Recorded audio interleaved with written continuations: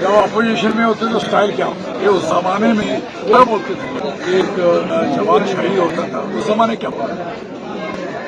उस जमाने में कहते थे सरकार निकम्मी, सरकार करते हैं, ये बदलना चाहिए, ये होना चाहिए। आज खुद रिजाइन क्यों नहीं करते?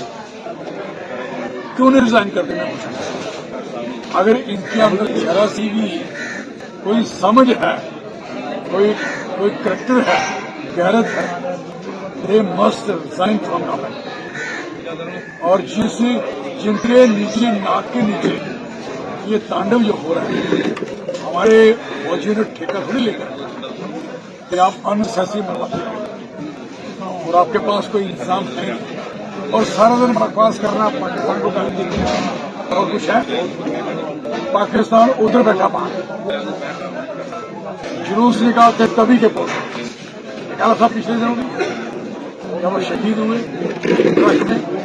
अब ये और हो गए तो पाकिस्तान का झंडा जलाया, पाकिस्तान के खिलाफ बोले, सब कुछ किया। इसका मतलब पाकिस्तान के और हिंदुस्तान के अंदर पहुंच गया क्या?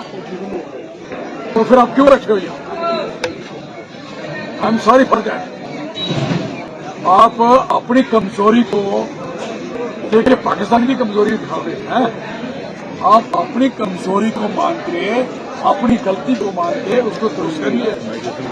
और आइंदा जवान नहीं मरने चाहिए।